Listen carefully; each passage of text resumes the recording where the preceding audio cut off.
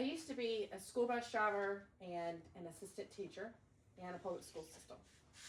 With each school year that came along, we got new students, new teachers, more often than not, and every once in a blue moon, you got new administration. With that, you got fresh ideas. With fresh ideas came new ways of doing things. Policies changed. Lots of things changed. But change is good. Change is normal.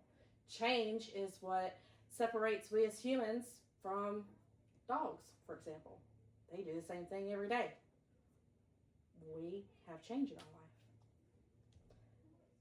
Fresh ideas and new perspectives are how we improve ourselves. U.S. Senator Robert Byrd served for 51 plus years. That's half a century. That's a lifelong of service. Should public office be lifelong? Should it be the only career that someone has? I know someone who became the mayor of Ocean Springs at 18 years old. Ran for election, did it mostly as a joke, but they voted for him. They elected him to be mayor. He is still the mayor, last I heard. I mean, that may change with the new things that are going on in Ocean Springs these days. But there again, change is new, change is good.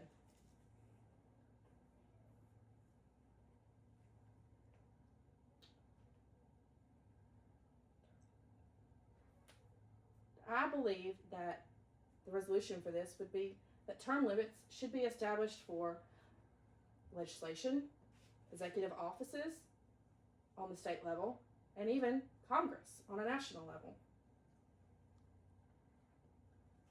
Today I'm going to talk to you about the problems with a lifelong service and public service, and some suggested solutions that I have for you, and the benefits that we would get out of the suggested solutions. Problems with unlimited re-election. According to the National Congress of State Legislators, no term limits are placed on any state offices in the state of Mississippi. You can be a senator in the state of Mississippi for as long as you want to, unless you get voted out, of course. The Federal Election Commission explains that with that incumbent staying, somebody doesn't change, you get name recognition, because people say, oh, that's right, Cindy Hyde-Smith, well, she's been doing it for forever. Well, we just might as well leave her there. Better to have the devil you know than the devil you don't know. It's easier to get funding. You can call up the same person that funded your campaign last year, and 9 times out of 10, they'll fund your campaign for you again this year. As long as you did what they wanted you to do, and you put that money back in their pockets. Stronger political connections. It's just like friendships. When you make a friendship with somebody, as long as you don't do something to hurt that friendship, well, you've got it. Political connections are the same way. I'm sure that old Tater Tot can call up any of the mayors around here, or even some governors close by, say Alabama or Louisiana, and have a conversation with them just like a friend would, because they've both been doing it for so long. You have fewer opportunities for new candidates. A new candidate coming in doesn't get the same things that everybody else does. They're not usually put on committees in Congress. You usually still have the same boys club that you've always had. And there's less turnover in government. Well, with the less turnover in government, it's still, everything goes on honky-dory. Everybody keeps slapping the same backs they've been slapping for 20 plus years. The Congress research says, according to the Congress research, congressional term limits, if they were to be placed, then you would have to amend the Supreme Court's ruling in Term Limits Incorporated versus Thornton. You have to go in and look at how they ruled that and be like, well, I know the Supreme Court said they wanted to do this, but we've decided we want to do this instead. Some possible limits that you can have for the House: 3 terms, 6 years. Sounds pretty reasonable to me. For Senate, 2 terms, 12 years. You know, a lot can be done in 12 years. More time than the president gets.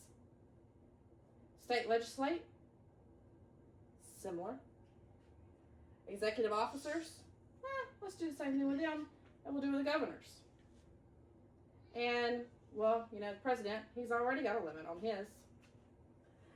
John Kerry and his colleagues found that there's more state focus and more lead opportunity in the Journal Spectrum of Journal of State Government.